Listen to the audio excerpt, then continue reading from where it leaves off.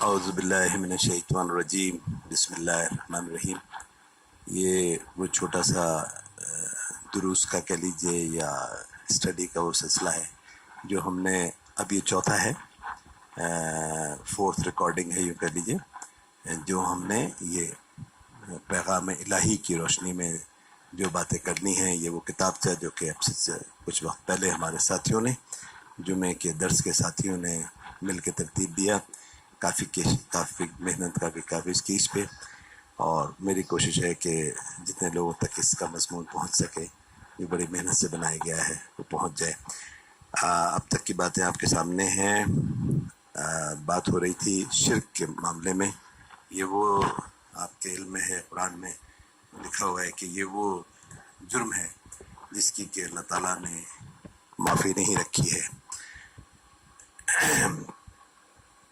آگے میں چل رہا ہوں۔ اسی طرح یہ تصور کہ ہم اللہ کو جب بھی پکارتے ہیں، جہاں کہیں بھی پکارتے ہیں، تو اللہ سنتا اور جانتا ہے، جیسا کہ سورہ بقرہ دوسری صورت ہے 186 میں فرمایا، جب میرے بندے میرے بارے میں آپ سے سوال کریں تو آپ کہہ دیں کہ میں بہت ہی قریب ہوں، ہر پکارنے والے کی پکار کو جب وہ مجھے پکارے سنتا ہوں۔ اس لیے لوگوں کو بھی چاہیے کہ وہ میری بات مان لیا کریں اور مجھ سے ایمان رکھیں، اور یہی ان کی بھلائی کا باعث ہے۔ قرآن کی خوبصورتی کو ذرا سے غور کرنے سے سامنے آ جاتی ہے۔ اگر کسی کی اولاد، کسی کا بیٹا فوج میں گیا ہوا ہو اور توقع ہو کہ انشاءاللہ فلاں تاریخ کو واپس آ رہا ہے، اس کے لیے اگر اس کے ماں باپ یا کوئی گھر والا کوئی چیز تیار کر کے رکھتی ہے، اس کی ماں مثلاً یہ ڈریس بنایا ہے، آئے گا پہناؤں گی اس کو، باپ نے کچھ لا کے رکھی ہے کہ یہ آئے گا تو میں اس کو فلاں چیز کھلاؤں گا،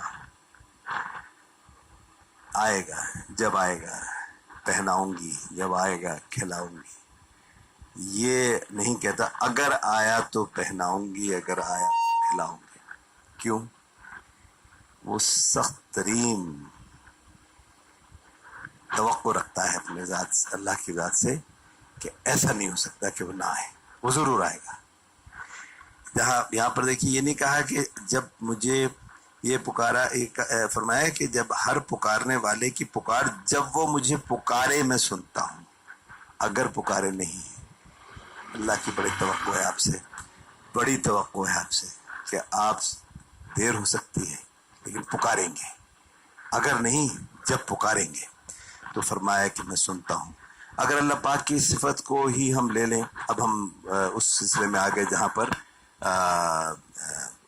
غیر اللہ کا معاملہ یعنی شرک کا معاملہ، کہ اگر ہم یہی تصور کہ کوئی اور بھی اسی طرح سے ہر دفعہ ہر جگہ ہر لمحے ہماری بات سن رہا ہے، اور بڑی گڑبڑ ہوگی۔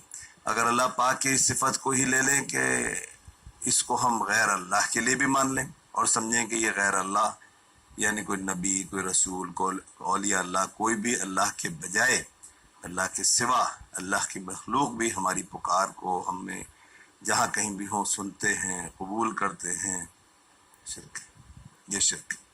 سورہ اخلاق وہ صورت ہے جو کہ شرک کی جڑی کاٹ کے رکھ دیتی ہے۔ فرمایا قل هو اللہ احد، کہہ دیجئے کہ اللہ واحد ہے، یکتا ہے، اللہ الصمد، اللہ بے نیاز ہے، لم یلد ولم یولد، نہ اللہ نے کسی کو جنا، نہ پیدا کیا، نہ وہ خود کسی سے پیدا ہوا، اور نہ ہی کوئی اس کی بیوی ہے، جیسا کہ سورہ جن 72 کی آیت نمبر 3 میں فرمایا، یعنی کوئی اس کا ماں یا باپ نہیں، جبکہ آپ یہ جانتے ہیں کہ علاوہ اللہ کے کوئی ایسا نہیں جس کی اولاد بھی نہ ہو اور ماں باپ بھی نہ ہو۔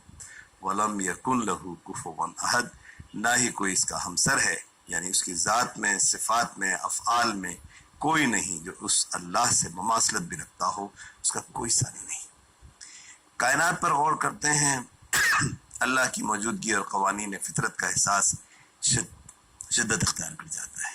آپ کی ہماری آنکھیں ہر روز نظام قدرت کے انگنت نظارے دیکھتی ہیں، اور کریں تو معلوم ہوتا ہے کہ سورج کا نکلنا اتنے حساب سے روزانہ کہ آپ اپنی گھڑیاں ملا لیں۔ یہ موسم کا آنا اور جانا، مخصوص پھلوں اور سبزیوں کا اپنے اپنے وقت پر آنا اور خوب تعداد میں آنا، اور جب موسم نہ ہو تو وہی زمین، وہی کھاد، وہی پانی، ہوا، اور پھر بے وقت نہ تو گاجر نکل کر دے گی اور نہ آم۔ اللہ پاک نے قرآن کریم میں حضرت آدم اور اماں حوا سے یہی فرمایا کہ اب تم جنت سے اتر جاؤ، سورہ اعراف 7 کی آیت نمبر 24 میں، کہ اب تمہارا ٹھکانہ زمین پر ہے جس میں ہم نے تمہارے لیے رزق فراہم کر دیا ہے۔ تو یہ ساری کی ساری دنیا بڑے آرگنائزڈ وے میں اللہ تعالیٰ نے آپ کو ہمیں دی ہے، تاکہ اس کو آپ، اور سب سے اوپر دماغ رکھا ہے کہ اس کو سب سے پہلے اپنے فائدے کے لیے لیں۔ اپنے فائدے کے لیے استعمال کیسے کر سکیں گے آپ اس کو؟ اس طرح سے کہ دنیا سنواریں اپنی، اور اس سے زیادہ آخرت سنواریں اپنی، اس سے زیادہ آخرت سنواریں اپنی۔ یہاں 70 80 90 100 سال کی باتیں ہو رہی ہیں زندگی کی، تو وہاں کروڑوں اور اربوں سال کی باتیں ہو رہی ہیں۔ کوئی کمپیریزن ہے؟ پرابیبلی کوئی کمپیریزن نہیں ہے۔ یہ ایکوریسی کی بات۔ ایک جگہ پر بیٹھا ہوا تھا کہیں، اور اس دن یہ تھا کہ آج سورج گرہن کو ہونا ہے۔ آپ یہ دیکھیے کہ اخبار کی وہ کٹنگ میرے ہاتھ میں تھی کہ جس وقت کہ وہ ہونا تھا، it was exactly the same time, probably even in seconds، کہ جب کہ وہ سورج گرہن اسی طرح سے ہوا، اسی طرح اندھیرا ہوا۔ One really wonders، غور کرنے کی دیر ہے۔ غور کریں پتہ چلتا ہے یہ کائنات تو بڑے نظام سے، ایک حساب سے چل رہی ہے، بڑے نظام، بڑے حساب سے چل رہی ہے۔ صرف سمجھنے والی بات ہے۔ سورہ اعراف کی اس بات کے بعد کہ بھی یہ ٹھکانہ تمہارا اب زمین پر ہے اور ہم نے رزق فراہم کر دیا ہے، تو آج آپ اور ہم اس رزق کو اور اس کی فراوانی کو دیکھ ہی رہے ہیں، اپنی آنکھوں سے دیکھ رہے ہیں۔ جانوروں کی طرف دیکھیں کہ جن جانوروں کو سب انسان مل کر روزانہ اپنی غذا کے طور پر کھاتے ہیں، انہی جانوروں کے آپ کو ریوڑ کے ریوڑ نظر آتے ہیں۔ انسان اور بکرے کے کھا رہے ہیں، اور بکروں کے ریوڑ، گاؤں کے ریوڑ، نہ جانے کتنی۔ انسان اور دیگر جانداروں کے رزق کی فراہمی کا حال تو یہ ہے کہ اللہ پاک تو اس وقت بھی رزق فراہم کرتا ہے جب نہ تو وہ خود غذا کھانے اور نہ اس کی ماں اس کو کھلانے کے متحمل ہوتی ہے، تب بھی ابھی بچہ پیٹ میں ہے، تب بھی اللہ اس کو ماں کے پیٹ میں رزق فراہم کر رہا ہوتا ہے۔ سورہ لقمان 31ویں سورت ہے، آیت نمبر 27 میں فرمایا، اور اگر یوں ہو کہ زمین میں جتنے درخت ہیں سب کے سب قلم، اور سمندر کا تمام پانی سیاہی، اور اس کے بعد 7 سمندر اور سیاہی ہو جائے، تو اللہ کی باتیں یعنی اس کی صفتیں ختم نہ ہو۔ بے شک اللہ غالب حکمت والا ہے، وہی ہمارا رازق ہے، وہی پالنہار ہے، وہی پاک پروردگار ہے۔ ظاہر و پوشیدہ کا وہ عالم، سب سے بڑا اور سب سے بلند و بالا۔ تم کسی سے اپنی بات کو چھپا کر کہو یا بآواز بلند کہو، اور جو رات کو چھپا ہوا اور جو دن میں چل رہا ہو، سب اللہ پر برابر اور یکساں ہیں۔